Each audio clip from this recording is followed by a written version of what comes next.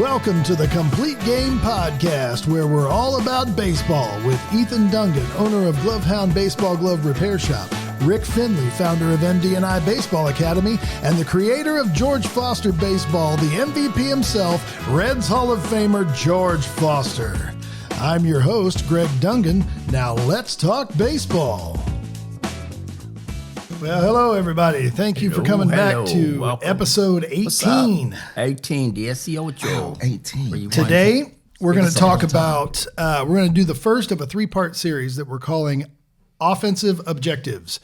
And we've identified three main things that you try and accomplish in baseball on the offensive side of the action. And we're going to tackle the first one today, which is get on base. We're going to start off with an understanding of the stat of on-base percentage. And you may have heard, if you're young players out there, you may have heard on-base percentage.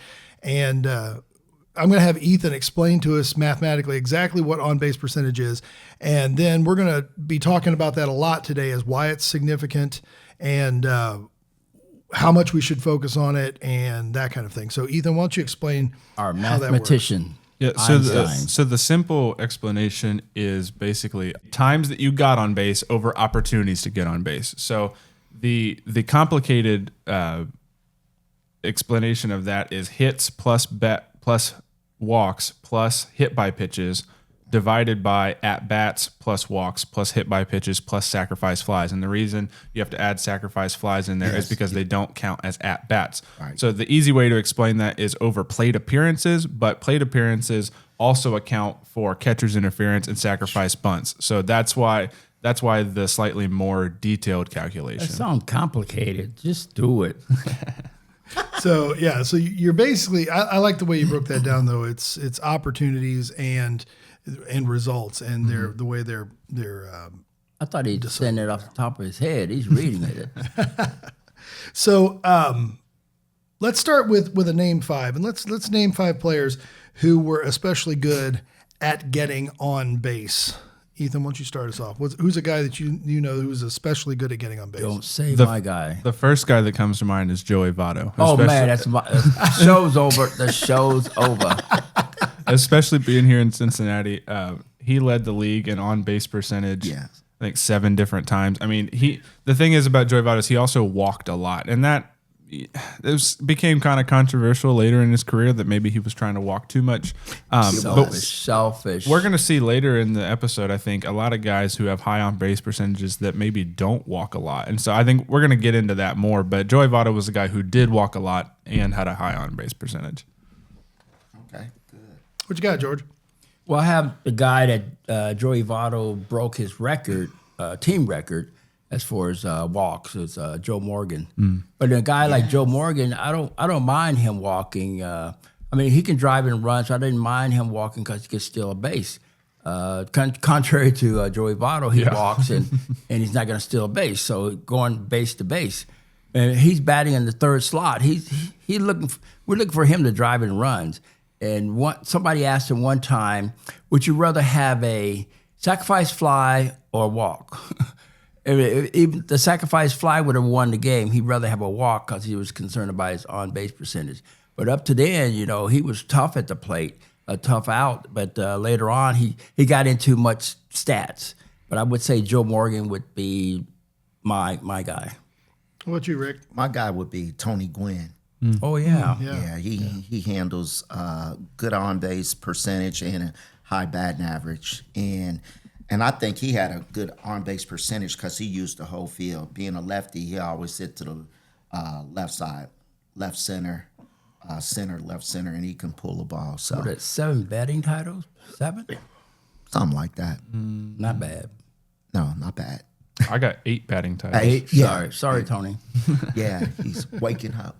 George, Seance. one more. Seance. All right. Well, y'all had a shot at him. I'm going to bring up Ted Williams. We didn't. That was an easy one. Yeah, Ted Williams being the all-time leader in on-base percentage, and somebody who we're going to talk about quite a bit today with several different ways that his stats interacted with one another. So I chose, my dad was also a big, he really liked Ted Williams. And so we heard a lot about Ted Williams when we were kids. My next guy is Mike Trout.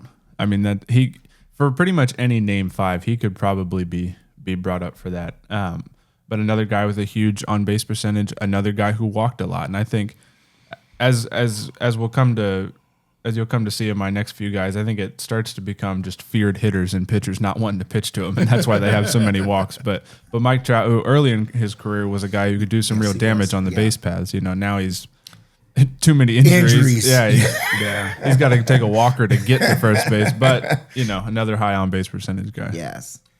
I haven't checked it, but I assumed that he would beat it because he had the most hits of all time, Pete Rose. He had to be on base quite a bit. Yes. And in his case, I don't mind. He walked some, but he led the league in not only hits, but of the hits were doubles. So he's on second base majority of the time. So in essence, it's like a guy get on base and steal second. So he was on base a lot. And for me, I look forward to that, man, on bases loaded, first and third or second and third. He's always in scoring position. Right.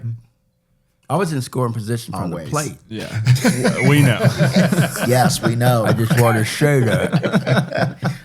My guy, present, Juan Soto. Yeah. Oh, my gosh. Yeah, Juan Soto, man. I have a lot, but I'm going to the present now. Juan Soto. Hit for power, average, on base percentage is off the, walk a lot. So, Too much. Yeah, he walks a lot, man. Pitches, we talk about pitches that are hittable. Yeah.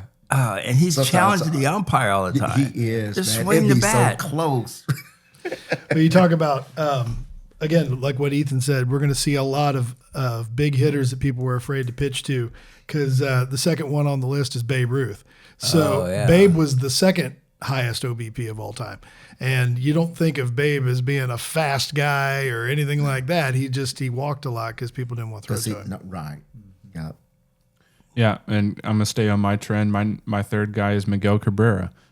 Another guy who led the league in on-base percentage 4 different times. And you think on-base percentage, expect that, yeah. you would not, he would never come to mind. I mean, a guy who played for 21 years and only has 40 stolen bases. I mean, it just, I think all the time we think on base, we think fast. And Miguel Cabrera was not that. So He could hit. Oh, one of the best. Yes, he was.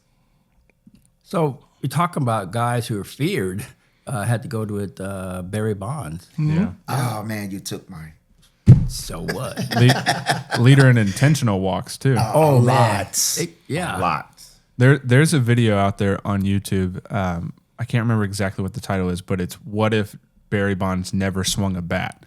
And so they basically put Barry Bonds in, and they simulate all the stats just based on his walks, intentional walks, and hit by pitches, and he's still a good player if he never swung the bat. And also, this is before the steroid era stuff. He was Some of still it- ahead. some of it a lot was. of it was, man. So he was still good, man. Yeah, for I sure. don't thought he may have gone to the plate without a bat, and they still wouldn't have pitched to him. But last but not least, they walked him intentionally with the bases loaded. Yeah, that That's doesn't crazy. happen often. Because they'd rather have 1 than 4. Yeah, I know. Yeah. The guy out there. What you That's got, Rick? crazy. Shohei. Yeah. Oh, there you go. Yeah, Shohei. I like. He can hit for power, average, walks, stolen bases.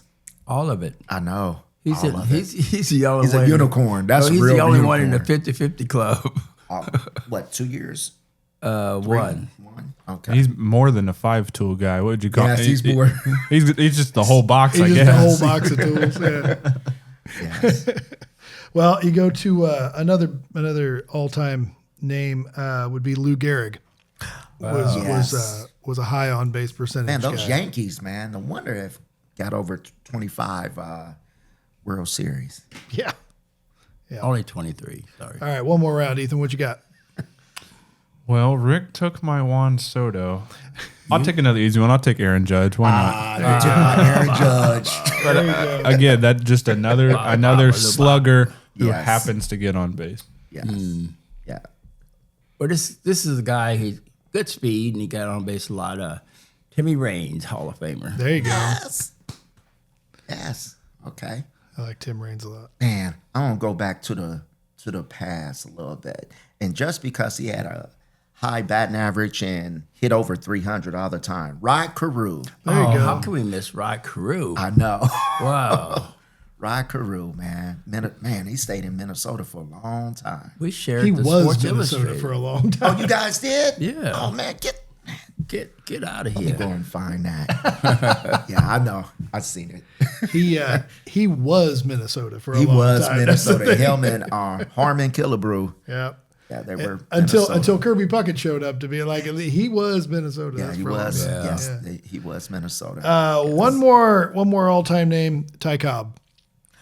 Ty Cobb was also very big on getting on base, which is funny because Ty Cobb, you think of Ty Cobb and Pete Rose Oh yeah, the hits. Yeah. the together hits. for the Yeah, hits. that's true. But on base percentage, it's extremely different. Ty Cobb is number 11, and Pete Rose is number 228 What? for on base percentage. What in a tarnation? He didn't walk. He hit the ball all the time. And what we're going to see is if you didn't get a lot of walks, it really affects the on-base percentage, which is why on-base percentage can be deceiving it. deceiving sometimes and can be something that you may not want to necessarily focus on, but to keep track of. I'm going to throw another one out there real quick because we completely glassed right over him is Wade Boggs. Oh, yeah. Wade I had him. I had Dot Mattingly. Also. Very good. Very But good. there's another guy, Wade Boggs. He'll walk, but he's not going to steal any base. No, he was not going to steal. But Ted Williams is the same way. He wasn't going to start. Dot Mattingly. I don't know. either. I don't know if he walked a lot. Ichiro. Okay, I was going to bring that up later. See, he did not walk a lot. Okay. And so he actually, there were a lot of people that were kind of on, not a lot of people, but there were some, I would say some haters when it came time to induct him into the Hall of Fame that wanted to hold that over his head. Because That one writer did. because he only did. had an on base percentage over 400 once. Usually he was in that mid 300s, which is above average, but not way above average. Not really what you might think of Hall of Fame. But he had a high batting average and he had a ton of hits. Yeah. Also 257. Also had a ton of at bats. So that kind of helps his hits out. But no, he didn't walk very much. The most he ever walked in a season was 68, which is a decent amount, but not compared to some of those guys we've mentioned that are walking over 100 times. Mm-hmm. So Ichiro is, you might think of him as an on-base percentage guy, but he really was more of a hits guy, more Yes, like a Pete Rose. Yes. But With speed. because another guy who also didn't really slug very much. So that might come into conversation later. But Ichiro can be deceiving when it comes to that. I gotta ask you a question. What about Ricky Henderson? Is he on the list? Oh yeah. Yeah, this is the thing. So let me go down through and give you the top 25. Okay. And no, Ricky is not in the top 25. Yeah, I'm sure he's in the top however many, but he's not in the top 25. This is what's interesting. So top 25 OBP. Ted Williams is at the top with 482 career. Okay. Then Babe Ruth with 474. Josh Gibson, 458. Billy Hamilton, the first Billy Hamilton, okay, at 455. Then guys I've never heard of like Buck Leonard, Yeah. Oh, Buck Leonard. Oscar Charleston. Yep. All the Negro League guys. Okay, then you had Lou Gehrig, Barry Bonds, some guy named Judd Wilson. Oh, I know Judd. And then you get We went to high school together. then you get some classic names like Rogers Hornsby, Ty Yes. Cobb, Jimmy Fox, Yeah, Jimmy Fox. Tris Tucker. Speaker. Yeah, Tris Speaker. and I then forgot about him. George Scales, Eddie Collins, Dan Bruthers, A lot of older guys on Cristobal that list for sure. Toriente, and then you get to Mickey Mantle, Mickey Cochran. Yeah, Mickey Frank Cochran, Thomas catcher. is number 20. believe it or Okay. not. He I also can see he that. walked I a can lot. see Yeah, that. he did. Yeah. Frank Thomas had 1,667 career walks. And Ted Williams had 2,019. Barry Bonds had Walt 2,558. Herniak, disciple, student. Yeah. So, and then finally we round out with Edgar Martinez, Yeah. Yeah. a guy named Turkey Stearns, I heard of him. Thanks. Yeah, I Stan, heard of him. Stan Musial, Yeah. a guy named Cupid Childs, Nope. and a guy named Jesse Burkett. Okay. I haven't heard of So Jesse. those are the top 25. Wow. When you go, okay, Ricky Henderson is number 50. Oh. So when you go to the next 25, I'll just run down real quick. You get Wade Boggs, Todd Helton, Mel Ott, Mel Ott. guy named Bullet Rogan. What a name. Roy Thomas, Hank Greenberg, Mule Settles, Ed Delahanty, Manny Ramirez, Jackie Robinson, Harry Heilman, Joey Votto, Goose Curry, Fats Jenkins. Okay. It's like, it reads like blues singers in here. Yeah, Pat's Domino. Jeff Bagwell, Okay. Willie Wells, Mike Trout, Lance Berkman, Archie Yeah, Lance Vaughn, Berkman. You said Willie Wells or Willie Wilson? Willie Wells, Paul Wayner, Waner, I heard of him. Charlie Gehringer, Lou Blue, L-U-B-L-U-E, Lou Blue, Blue. Jim Tomei, Joe Kelly, and Ricky Henderson. So those are the top 50. Yeah. The thing about Ricky is he just made the absolute most of every time he was on base. So it almost didn't matter that, maybe he didn't get on base as Lead many. off home runs. Yeah. That's Yeah, I I think think he's that's leading. yes. Well, and now Ricky had 2,190 walks. Like when you start getting to walk leaders, Ricky goes right up to the top of the. Okay. He goes to the head of the class. Okay, he's up there with Ted Williams and Barry Bonds and those guys. Yeah. So I mean, he had a ton of walks, I mean, but he walked over 90 times, 12 years. yeah, I mean he had a ton of walks.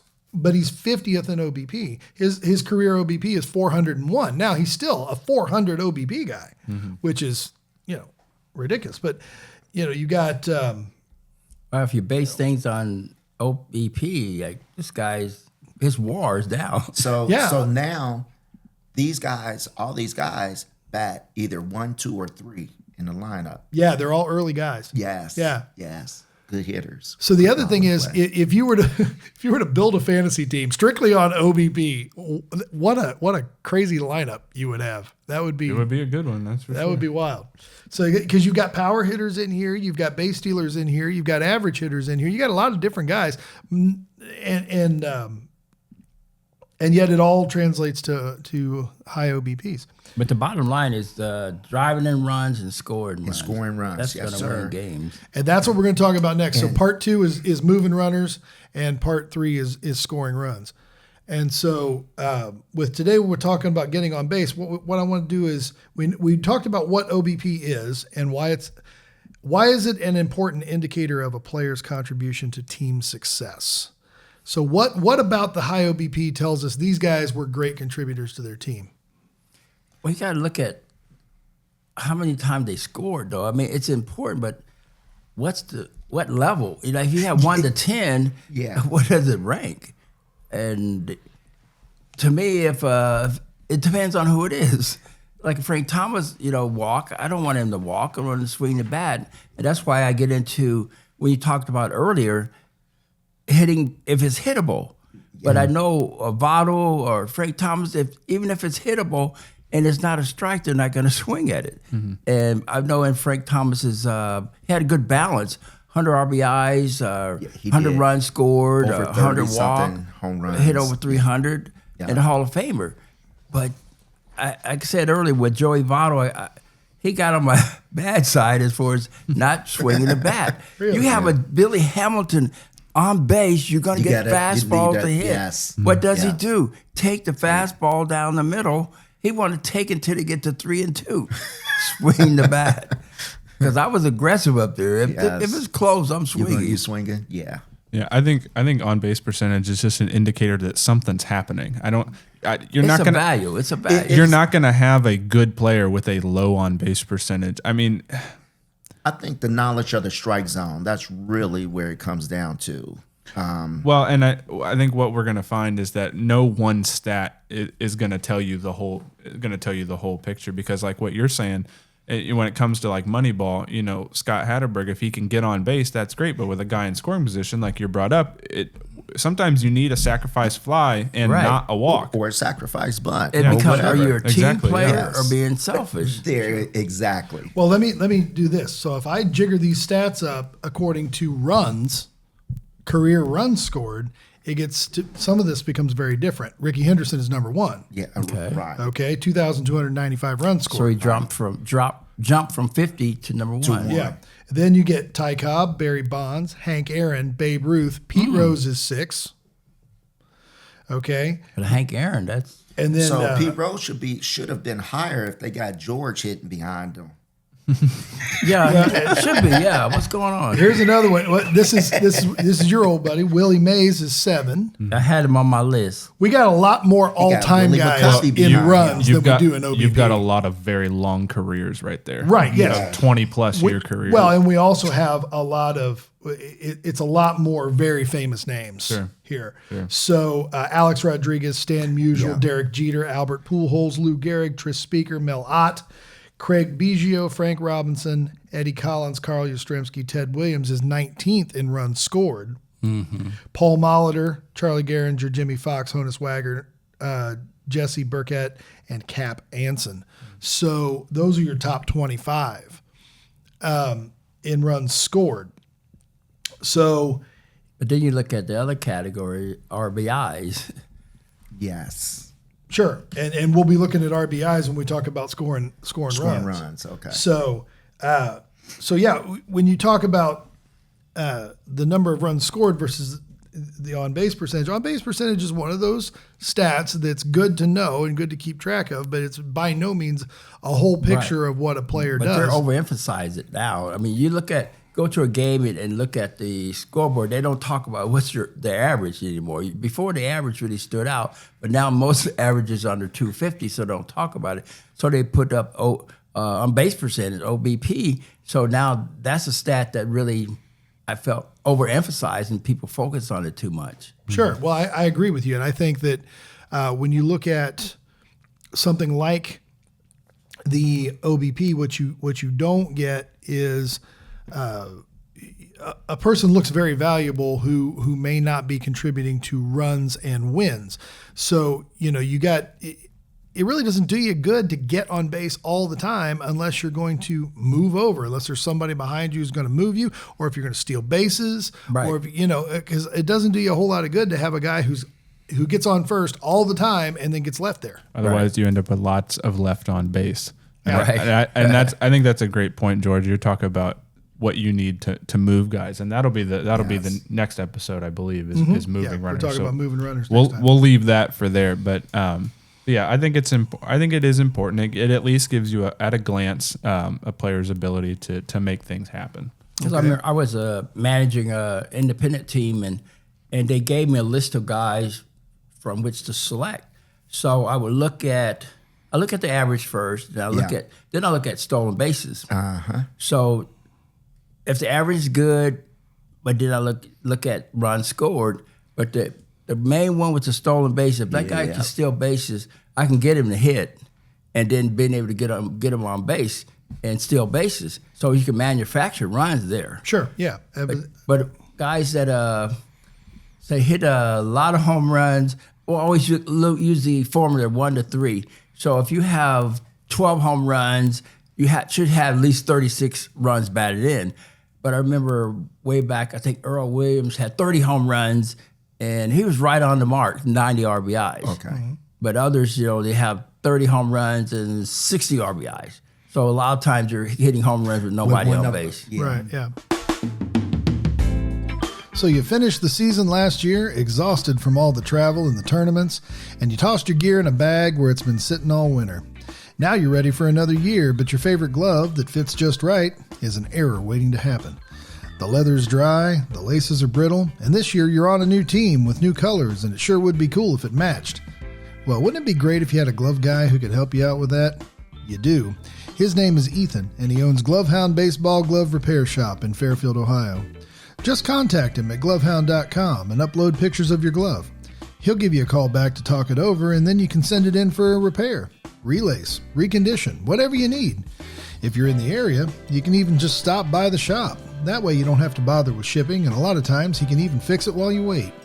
Rawlings, Wilson, Mizuno, All-Star, Nakona, he's seen them all, and he's helped players at all levels, from beginners to pros. Last year he worked on a glove that Jose Trevino used in the World Series, and he can help you too. You can find Glovehound on Google, Facebook, Instagram, YouTube, and on the web at glovehound.com. You're only going to get busier, so reach out today and give your glove the love it deserves at Glovehound. Okay, so near as I could think up 7 ways to get on base. There may be 8, but it's controversial. So we can talk about that, yes. So out of those 7 ways, Who wants to name them? Somebody name me the 7 ways to get on base. Me, you want to do them all? Jump in Go there, for man. it, George. Jump in there. Well, I had it before. So I would say, of course, hit, Right. Yeah. error, Yeah. catcher's interference. Yeah. Yep. Got that. What was the other one? Hit by pitch. Hit by pitch, walk. Yeah. Walk. What we got? 2 more. Pass. Drop third strike. Drop third What strike. was that? Pass ball. What was it? Fielder's choice. Fielder's choice. Yeah. Those are the Fielder's 7. choice. Yeah. But That's the the one first that was one I forgot. controversial is an intentional walk count as a regular walk? Right. Yeah. Yeah. That's a good. That's a good. But the discussion. one that yeah. was been people may not get is the catcher's interference. Yes, that I did know because I think with our team, especially the way we had strategy, we had five different things highlighted out of this, and letting kids know that these are the ways that you can get on base, okay, or pitchers, to try to Avoid. Yes, Right. Yeah. But I Yeah. know in youth baseball, I'm sure you've seen your fair share of catcher's interference. yes, yes. We've seen a lot, not a lot, but more than usual this year. Oh yeah, Usually the Phillies have done. They got Oh, you know catcher's why? interference. Yeah. out reaching for the Reaching. ball. No, they know that it's too good of a trying to- pitch. They want to get that ball. Yeah. before they- Yeah. Yeah. So hits, walks, hit by pitch, error, fielder's choice, catcher's interference, and drop third strike. And so let's kind of walk through these a little bit. Obviously, hits speak for themselves. You get a hit, you get on base. That's the number one way to get on base. Yeah. That's the way we would all prefer to get on base. It's probably the most productive way to get on base to help your team. But walks, can walks be productive? Is there a point during an at bat where, as a hitter, you go, this is not going the direction I would like it to go in order to get a hit? Can I get a walk out of this? It depends on how the guy's pitching to you. I mean, he's not going to give you anything to hit, so you don't want to go up there and go at a bad pitch pitches, and yes. make an out. So taking a walk, it has its place, but when the ball is hittable, I'm talking about myself. When the ball, I stress the kids, if the ball is hittable, swing the bat, Yes. especially with men in scoring position. Thank you. And if you're down, depending on how many runs you're down, I've seen the Reds are down 1 or 2 runs, and this guy can hit the ball out of the ballpark. It's a 2-0 count. He takes it. You can hit the ball. It won't tie the game, but you get closer. Now it's 3-2. So you got to understand that walks sometimes good, but when men in scoring position and the ball is hittable, swing the bat. I think also just to teach kids and players, don't waste at bats. I think that sometimes when they get a lot of live BP, you get about 12, and like in a game, you only get an average of 3 to 4 good pitchers per at bat. So you can't waste at bats. What is your thought on 3-0 count? Were you an always take kind of guy? Where sometimes did you give yourself the green light? How did that work? Once again, it depends on the score, but most times I'm taking it 3-0 because Okay. I find that I'm not as disciplined. I'm Yeah. trying to swing out of my shoes.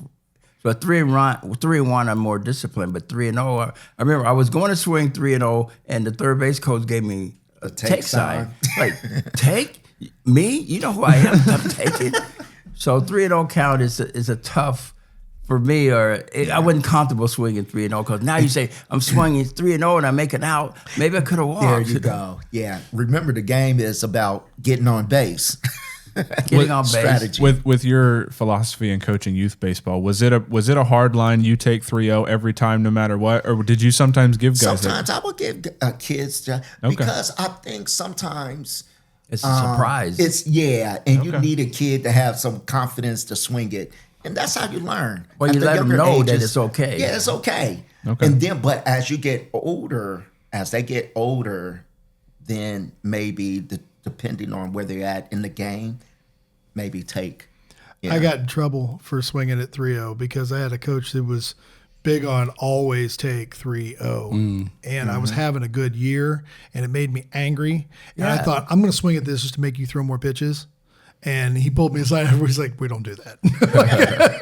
Nobody giving you credit or complimenting you that, okay, I've gotten a 3-0, so trust that I can know what to do here. Yeah. I swung at 2 of them before he finally just about came out of his shoes. We had a kid named Shaggy. I was coaching the Riverbats, and we gave him a take on 3-0. And Shaggy had already had a bad game. He brung his girlfriend to the game. Oh, never bring your one girlfriend to the So game. he missed a fly ball out in the outfield. Then he comes up to a bat, 3-0 count. And he swung, hit a pop-up straight up in the infield. So third base coach Sean said, why you swing at that? He said, Coach, it looked good. So we all said, yep, you look good sitting on the bench too. That's funny. So yeah, I mean, but talk about you talk about probabilities of the 7 ways. Hit is the only thing that you can do that may result in multiple extra bases. Right. You might get extra bases. People in front of you might get extra bases. Now, if you're super fast and there's nobody in front of you, you might be able to get to first and steal second, or do the delayed steal, or do something like. I mean, that exists. But if the average player hits, a hit can produce a lot more motion and a lot more movement. A lot more things can happen on a hit than just the about other anything category, else. other than the hit is more the active. The other one's more passive, and say more action can take place with that hit. But knowing those other aspects too, there's some guys as a batter or hitter would intentionally try to hit the catcher's mitt to get on base. Yeah. Because he's had a bad day already, 0 for 4. So Yes. so being able to hit the catcher's mitt, he gets on base. So we're saying that hit always takes priority. Walk, you're saying when there's runners in base, or when there's runners on base, walk becomes less important. You want to try to move them. You can take the walk, but don't go looking for a Don't. walk. Okay. Yes. Okay. Well, the biggest thing is those 2 things are the only things that you can really affect or have anything to do with. Everything else is a circumstance.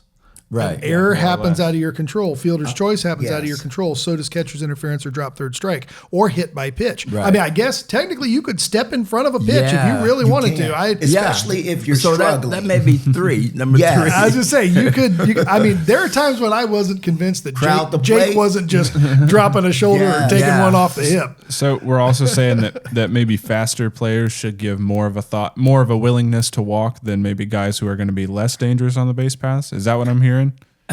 Because of the threat to steal? That guy still maybe even hit for a pretty good average. So now he get a double hit ball in the gap. So Okay. still don't give in just I to get a agree. walk. Okay. So my son Ricky was a leadoff hitter. I work with him all the time, and so when younger, he hit like George was saying, he hit gaps and stuff. He's not looking to walk; he's looking to hit. But if the pitcher's struggling, why give in? Hey, I will take the walk. But if you got runners in scoring position, man, you're trying to drive runs in now. Put the ball in play, Put the ball in something play, happen. man. Yes. But he also taught him how to control the strike zone. You know what I'm saying? And you just got to be a complete hitter, I guess. Let me throw this in there. So now with tournament play being so prevalent and pitch counts being everything as to how long a pitcher stays in there and how soon you could get a fresh pitcher, like one guy's dominating you and you're trying to get to another guy. Okay, is there thought to strategies that make them throw more pitches? That's depending on the guy in the order. Say you have McLean. I want him taken till you get a strike. You right now with him swinging the bat the way he is, Benson. I don't want you to take. I want you to swing the bat because I've seen. Frito. That's the guy I want to get in his head. I would say 99% of the time he's taking the first pitch and he's using a fastball down the middle, and then he's swinging the curveball and pop it up. I was like, that's not a good percentage. If you're going to get deep in the count and do something, okay, but you got maybe the best pitch of that at bat, the first one, and that's why I want him to bat third. Sure. Yes. But I'm saying, like, if I'm coaching a youth team and I'm in a tournament and it's crunch time, and I see that other pitcher and he's either one of 2 things: he's either dominating me and I want to get a different pitcher, or he's really struggling, so I'm going to make him throw as many pitches as possible. Or the other thing is, if he's really struggling, I want to keep him for as long as I can, so I don't want him to throw as many pitches as possible. There are 3 different strategies there that you're looking at to try and win a youth game. Do you ever play those angles, or do you just say, "Nah, it's not solid baseball. We're just going to go up there and we're going to do what we've always done, and this is what we do"? It's not etched in stone. Once again, it sounds like a cop-out, but it depends on the circumstances. And a guy who's having a challenge in throwing strikes, if a guy just walked in front of you, I'm telling the guy, next guy, still look for that first pitch because he's trying to groove it to get ahead. Exactly. Because the only thing he's trying to do is, hey, I don't have to throw it straight down the middle now. And then he's taking some velocity off of it too. But in that situation, I probably put a hit and run on. Yeah. Okay. Yes. So I don't keep things going, or hit and run, or bunt and run, some action going. Because like I say, that guy is a challenge for him to throw a strike, but I don't want to give him a strike by it's 2-0 or not taking it, just swing, be active. So then let me put it like this: is the philosophy you're going up there and you're looking to attack until 3-0? Then we can be willing. Then we can have more of a mind to walk. Right. Yes, okay. That's what I was hunting for. I'm like, when your approach changes? Okay, but I think that's. I don't think a lot of young players understand. I certainly didn't understand that. I wanted to walk too early. I wish I hadn't. But that you're attacking up until 3-0. Yes, everything's yes. Yeah, I like that. For me though, when you go up there looking for a walk, you're putting it on the other guy. Sure, yeah. But our guys, we wanted to be the guy. Yes. And if I didn't do it, the other guy I feel would do it. But I'm not going to go up there and walk. I get a 2-0 count, and we had a guy on the team. He get down real low, change the strike zone. We're like, swing the bat. We didn't trade for you to go up there and walk. We have guys to walk. Yeah. Well, and this is so. Let's go back to moments of parental frustration here, because Ethan is totally true in what he's saying. He was looking for walks too early, and it used to drive me crazy. I didn't have a good approach. Because you were a good hitter when you made contact. You were actually way more useful to the team if you had made contact because you weren't speedy. But it wasn't explained to him. There you go. It's the coaching. By his coach. I tried many times. Yeah. But I also a fear. Oh, you're my dad. Also a fear of striking out. I did not want to strike out. So that again goes over. Well, yeah. So with live BP, and so like for me in training sessions, I do a lot of situational hitting that get kids in a position to attack the ball. And then I put them in positions where they got to protect 0-2, 1-2, or whatever. And they understand how to work middle away or expand your zone. So you got to give situation. I just had a guy go on my Facebook page. His name, hopefully he's listening, Soup, Mike, and he owns a academy down in Kentucky, and I put something up there like that about how to throw live BP to kids, and he said, "Man, bro, this is spot on what you're talking about, man. And you got to be able to change their eyesight, give them different pitches, and let the kids know it's okay to go down swinging, dude." I'd rather have that. Yes. Except with men on third base with less than 2 hours. Thank you. Exactly. And you got to keep doing that because, and I always say, parents, baseball is a game of failure, man. You learn from it. You learn from different at-bats. You learn from different pitchers. And stop putting all this pressure on these kids. Let these guys go out there and attack the But everybody think the game of baseball is easy, but there are a lot of strategies that involve. I mean, you talk about the mechanical, the physical, but the mental part. What is your approach? Yes. What is your approach when you go up there? Yeah, there you go. But like I said earlier, a guy not throwing strikes, and you go up there and swing at the pitch over your head, but you got to be disciplined, have an idea.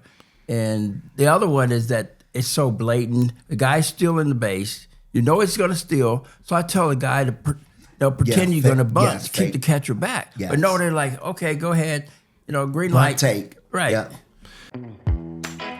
Ethan is more than my podcast partner. He's my son. And like every baseball parent, my first priority was his development as a player. Every year, we'd start out with a new coach and a new team, making new promises, only to end up playing the same old tournaments with little to no practice in between. You know what I'm talking about. That's why I'm so thankful that we found MD&I Academy. I first met Coach Rick over a decade ago when Ethan was just a kid, and I'll never forget the relief I felt watching his first lesson. I knew right then that no matter what team he played for, my son would have amazing, consistent instruction from someone who cared. Rick has trained baseball and softball players at the select, travel, and even college levels, so I knew that Ethan could continue his excellence through training approach for his whole baseball career. He learned hitting, pitching, catching, fielding, and more all in one place. Most of all, he learned to love the greatest game in the world and how to play it with character and integrity. So if you're wearing yourself out, running all over town to multiple teachers, or worse, you're counting on that new select coach to actually develop your child, you need to check out MD&I Academy today. Go to mdaiacademy.com and contact Coach Rick to learn how you can get all the baseball instruction you need from someone who cares about your favorite player as much as you do at MD&I Academy. So let's look at some of these other ways to get on base. So let's kind of group errors with fielder's choice and drop third strike. Okay. These are all and catcher's interference is kind of its own thing, and it's probably the rarest occasion of all of these. So these other things are things that could that are going to happen around you. How important is it to be aware of what's going on outside of just hit the ball, run to the base, but be aware of what's going on and around what's going on? That's what Marvin Gaye said. What's going on? Also, I don't think a lot of kids actually play the game in their head like the count. Right. They don't know. Yes, they don't understand. They don't. They always. And that's. They have to play the game in their head. But you can tell when a guy has 2 strikes, he looks down at the third base coach for a sign. He got 2 strikes. You got 2 strikes, dog. There ain't nothing else I can do. Well, but that's a good point. We've talked about this before. When you go up to bat, if your goal is to just not strike out, if that's your number one thing, yes, that is. I don't want to strike out, and then your number 2 thing is I hope something else happens. Yeah. Okay, then you're already in the hole when you walk out the dugout. Well, because all 7 of these outcomes are not striking out, but they're not all equal in their in importance. In production and in value. And so you say, okay, walk and hit are both not strikeouts, but but hit is so much more important. So don't settle for a walk. I think if I could go go back in time and what's it is it The Sandlot when Babe Ruth comes out the closet? If I could do that. Oh, the Field of Dreams too. Yeah, if I could do that for my younger self, I would say, listen, striking out sucks. Yeah, but it's not so bad that you should want to walk instead of hitting. Right. Exactly.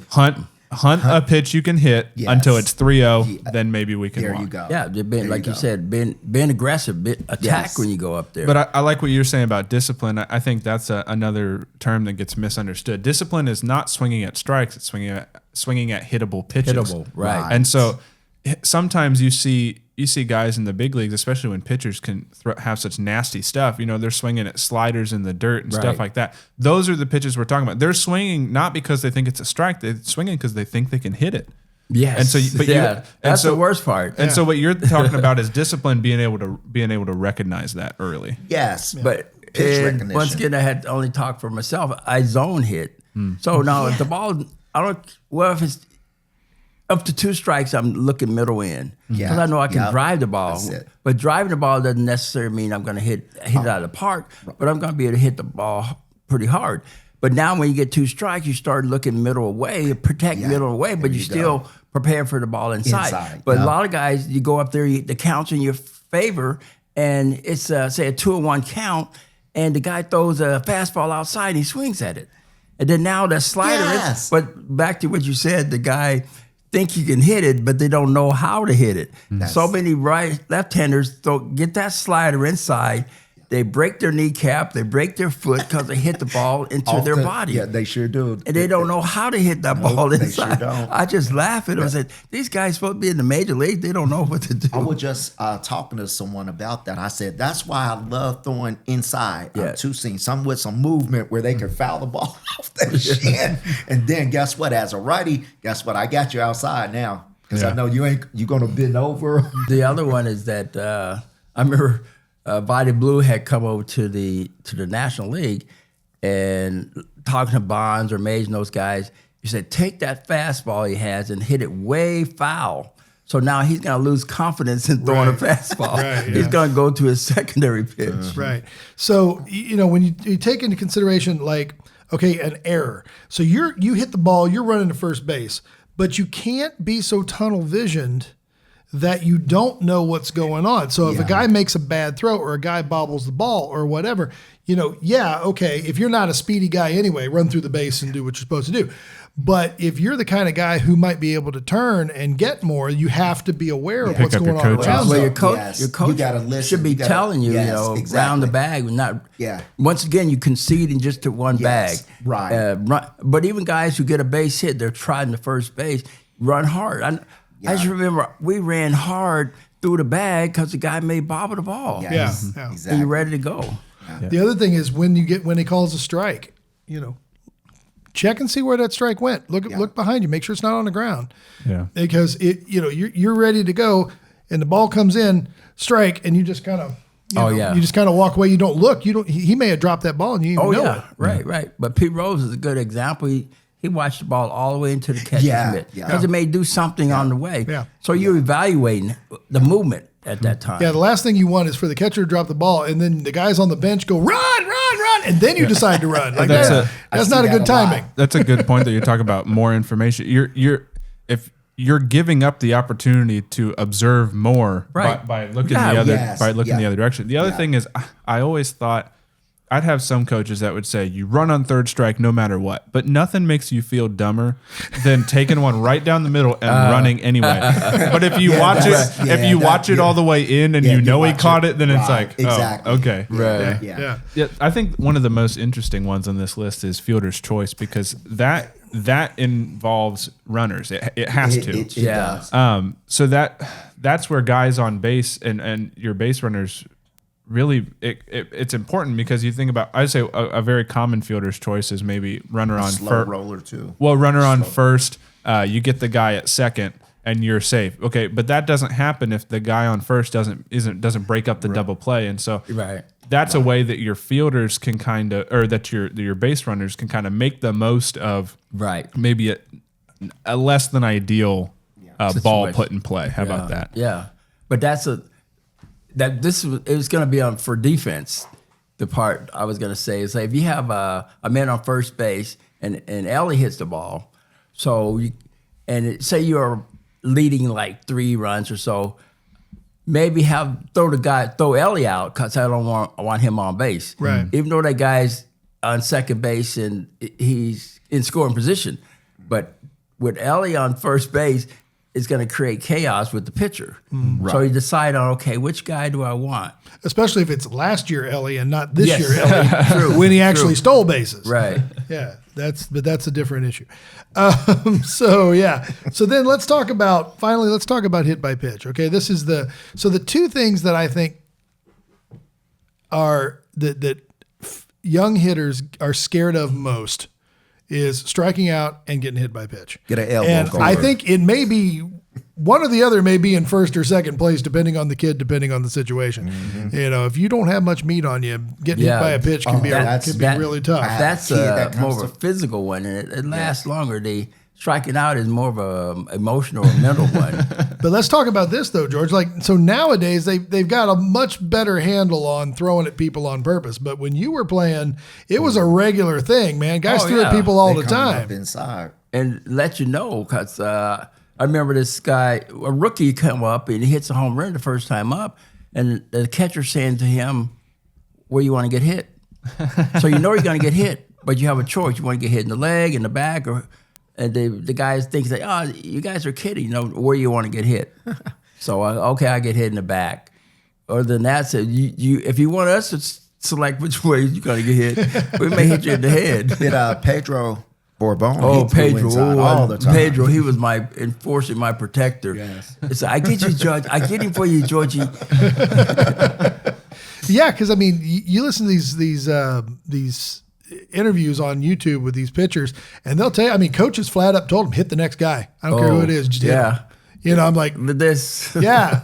Like, But Greg Maddux was one from the past that would do that. He would brush the guy back. Mm-hmm. And then the guy look out there like, is this allowed? Mm-hmm. But in today's game, I think they discourage someone throwing inside, so the umpires don't call that inside strike. Yeah. Mm-hmm. So you're throwing it down the middle or outside. Mm-hmm. But I've seen guys, if you hit a home run or hit a ball home run distance foul, the next one's up by your chin. Well, yeah, and you got, depends on who you got throwing at you too. I mean, none of these guys throw slowly.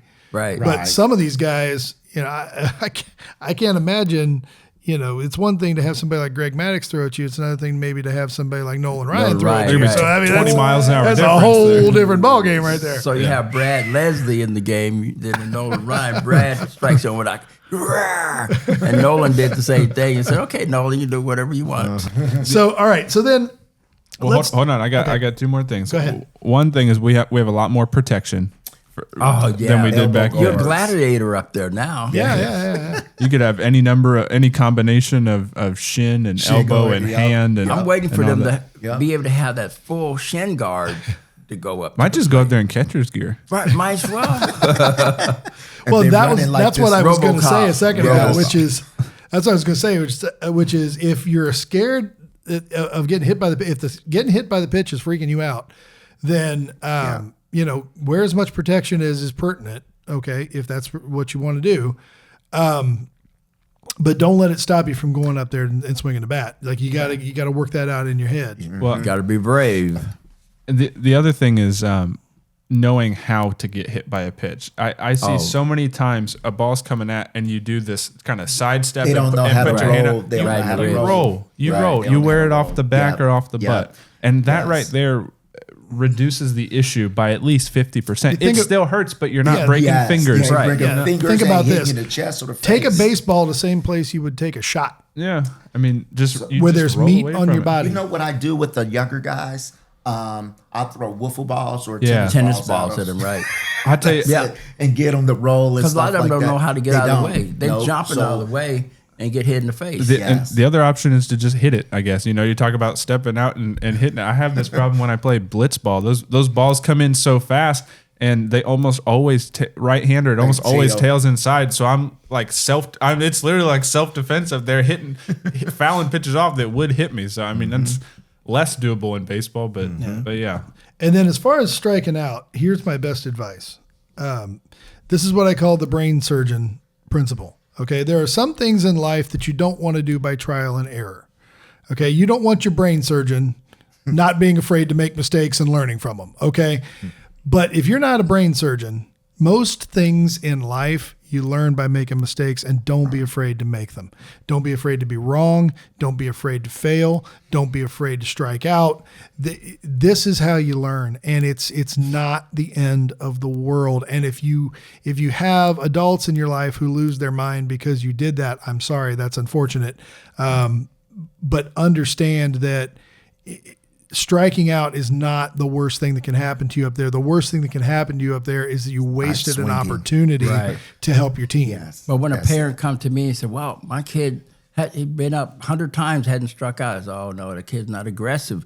But it's not really striking out. It's when you're striking out. Yeah. So nobody's on base. You end up striking out. But men in scoring position put the ball in play. Yeah. And it's not necessarily translating to a hit, but put it in play, things will happen. And nothing drives me crazier as a fan watching, say, the Reds, and you're up and it's late in the game, you need some runs, you got guys on base, and they're standing there taking pitches and wasting at bats, and that drives me bananas. You ought to be up there like like a caveman swinging that thing. You got to be up there, swinging for anything you can find that's hittable. Yeah. Because it doesn't matter what you do. A dribbler, a grounder, You something, never know. put something in play. Because Greg and I had talked about it before.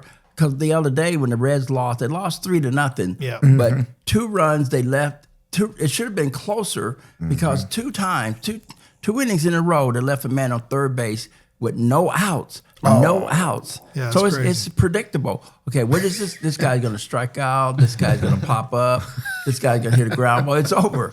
I don't want to be in that situation, coach. Put somebody else up there. For me, it's like, let me have it. Right. Yeah, absolutely. I got upset when bases loaded, I only get a base hit. I want a grand slam. That's 4 RBIs right there. Yeah, that's level swing. Let it travel. Wait for your pitch. Be aggressive out there. It's no wonder young players get confused at the plate. What if your son or daughter could learn not only how to hit the ball, but also where to hit it, when to hit it there, and why? George Foster has played baseball at the very highest levels. He was the National League MVP when he hit 52 home runs and 149 RBIs in a single season. He led the major leagues in home runs twice and RBIs 3 times. He was a 5-time All-Star, a Silver Slugger, and he helped the Reds win back-to-back World Series. During his 15-year career, George developed a unique approach to hitting that made him one of the greatest hitters of all time, and now your favorite player can learn it too. That's right, baseball legend George Foster is currently accepting new students. Learn the psychology of hitting, situational hitting, hitting for power, bunting, and more. Every team needs players who can hit, and George explains the game in a way that's easy to understand and exciting to learn. So check out GeorgeFosterBaseball.com to learn how you can apply for private lessons with a member of the Cincinnati Reds Hall of Fame. Spots are limited, and the roster will fill up fast, so don't wait. Apply at GeorgeFosterBaseball.com. Okay, so let's look at what are some things that players can do to increase their chances of getting on base. You go up there, you're in a game situation, you need base runners. Your team has, maybe you're behind by just this much, or maybe you're just ahead by this much, and you need some insurance runs. What can you do to increase your likelihood of getting on base? Well, I call it manufacturing run. Knowing the situation is going to dictate what you need to do. And I said many times before, a man on second base, no outs. I give you one chance to drive that guy in. But after that, I want you to get that guy in. Do what you need to do. Sacrifice yourself to get the guy over to third base. Now you got third base with 1 out. You have a better chance in scoring him. But not swing from the heels from 1 strike to 2 strikes, because I want you to be able to hit the ball to the right side to get the guy over. I always talk about individually and with a team, work on situational hitting with these guys, man. And the more they do that, the more they'll come up to the plate with some confidence. And the more situational hitting, knowing that every count starts 0-0. And by situational hitting, let me clarify a little bit in case you're new to the podcast, because we use this term a lot.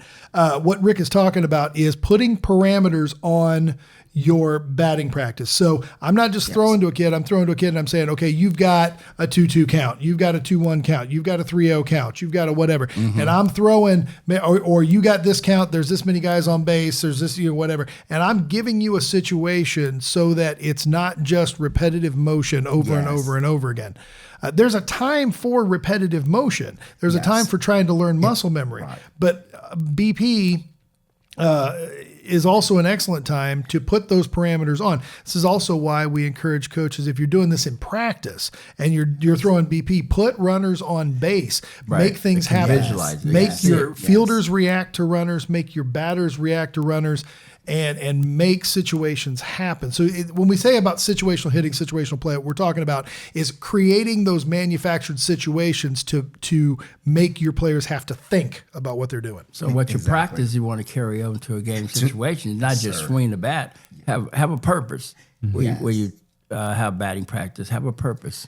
I see a lot of, when I'm out on the field, I see a lot of feel-good batting practices. I posted that on MD&I Facebook page.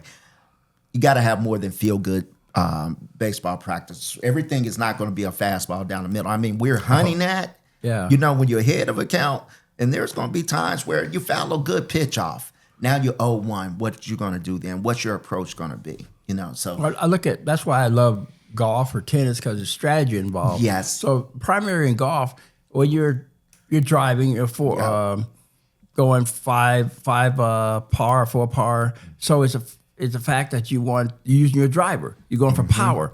But as you get closer to the hole, now you're going for touch. Yes. So the first strike, you may look at drive it out of Yellowstone, but after that, you go from left field over towards right field, because it's changing your approach. Yes. But a lot of guys don't do it because they don't know how to do it. Exactly. And then they think that if I swing hard, I will make contact. But most of these guys, they don't watch. I tell them, you may not see it, but watch the bat hit the ball. But at least you have an idea. But most of the guys will look, their eyes are out and out. Yes, they're missing the ball by a little bit, but it's either above or below it. They don't track the ball. Like George was saying, that's the word, they don't let the ball come and track it all the way down to the pitcher. And there's a great drill to do that. That's why I love to. They say, Coach, why are we bunting? Why are we bunting? You got to see the ball hit the bat. You can't training. You can't. Yes. There were times that was one of the things when Ethan was first learning to hit. He was just little and he was first learning to hit, and we would go to the cages. So he's 8, 9 years old, and we were going to the cages, and he's having a hard time making contact with anything. I said, stick your bat out there and wait for the ball to come, and then just let it pop off your bat, and then just find the ball with your bat more than once. Yes. And so then so now we're gonna swing at it because you found it, you know kind of where it is. I like that. Yes. And then now come at it and swing at it. But until you learn to see it, because you have to watch it all the way in order to do that. Yeah. You know, it's kind of like volleying without swinging. You're just kind of letting it bounce off the bat. I have these kids that come out to the field all the time, and these two brothers, I call them the blonde bombers, and they throw the ball up, and they just by themselves and just hit fungo. Yeah, throw it up, boom, yeah. And they can hit from both sides of the plate. They don't even play baseball, man. They just coming out. So they're band guys. So I talked to them about the baritone. Sorry about that. Can you hear me now? Yeah. Okay. Yeah. So they're band players, but they come out to the field. Both of them. Once in the 9th, once in the 7th, throw the ball up and hit shots. Guess what? They're using a softball bat when they're doing it. And I said, you guys don't play on a team? Nope. So that's a good drill. Yes. Because the self-toss when drill. you're tossing it to the person, no, it's like room service. It is right there. But learn to toss it yourself. Yes. The same as in tennis when you're tossing the serve. Yes. So you got to be able to judge your timing. The timing. You're talking about hand-eye coordination. Yes. Well, it's really rhythm. more than hand-eye. It's bat-eye coordination. And loading, learning how to throw it up, load.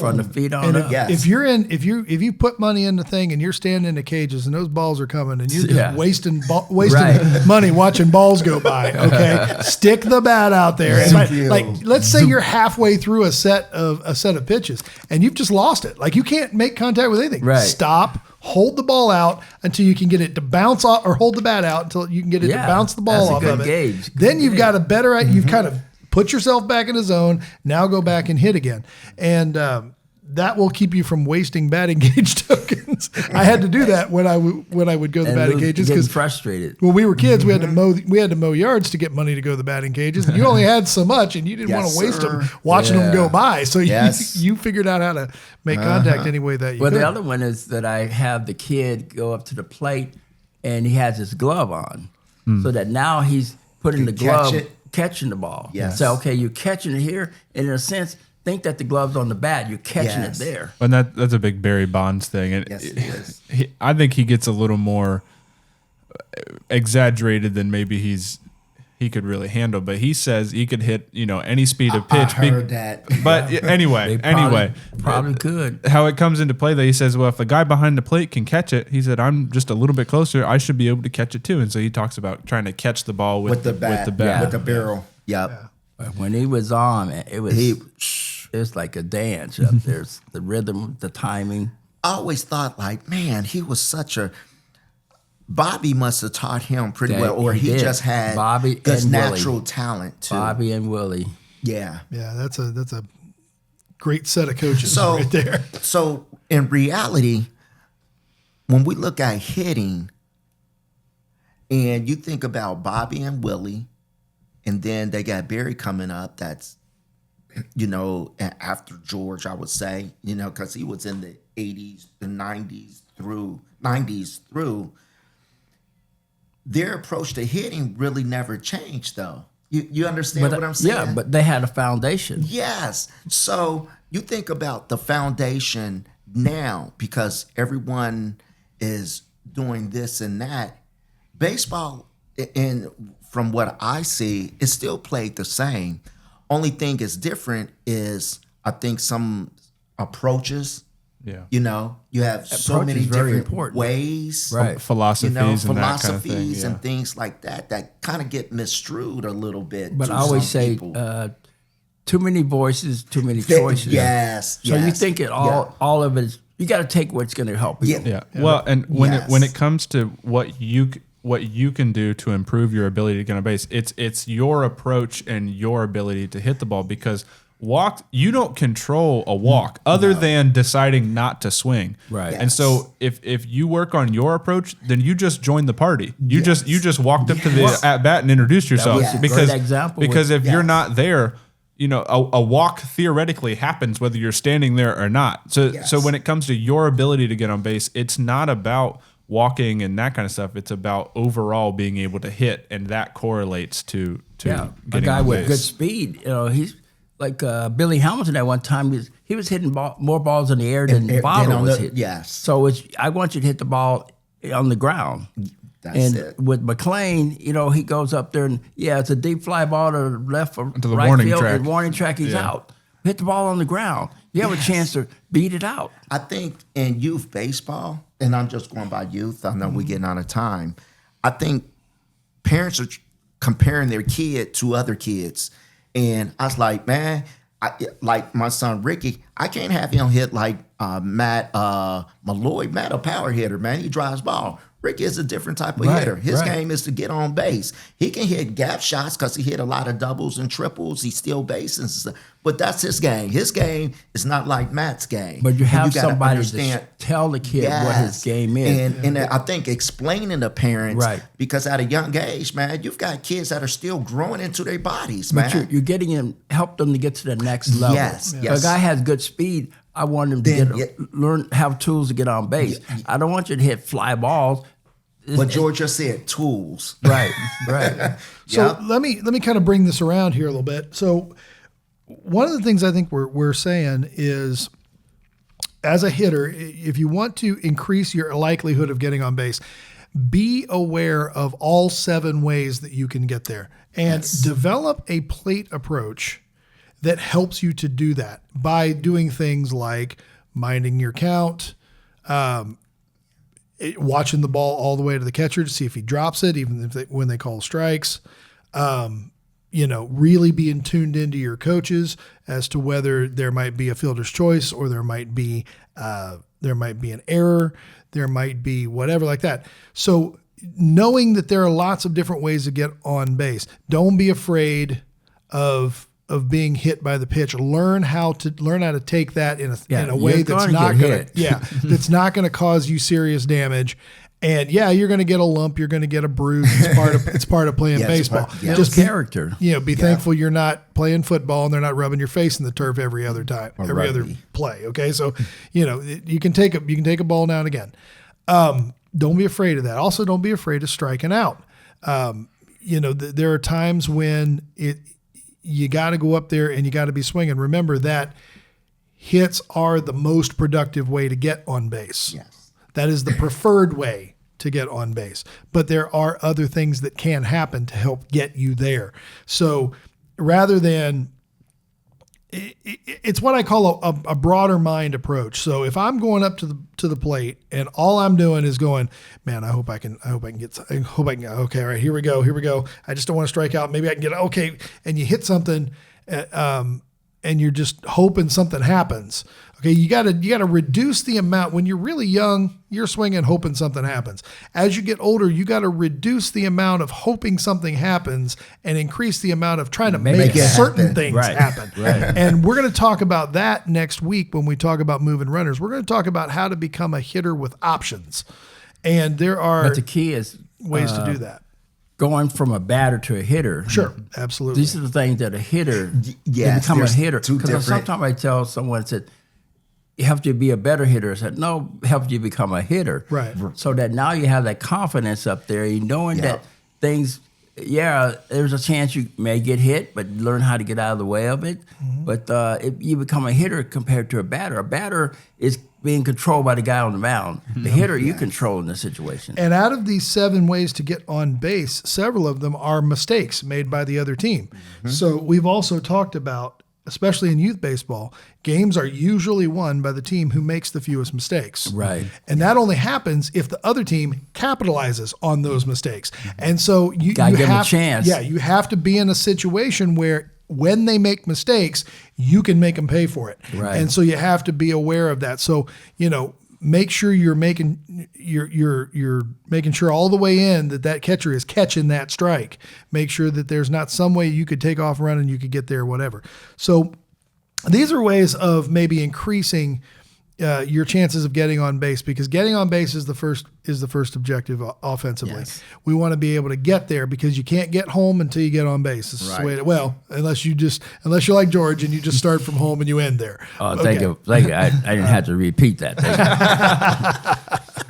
But yeah, that's kind of what we're after. Now, next week, we're going to talk about moving runners. We're going to talk about becoming a hitter with options. We're going to talk about how to learn to put the ball in certain places at certain times for certain reasons to try and move runners. And that's going to be a fun conversation about hitting. But I hope you've enjoyed our conversation today.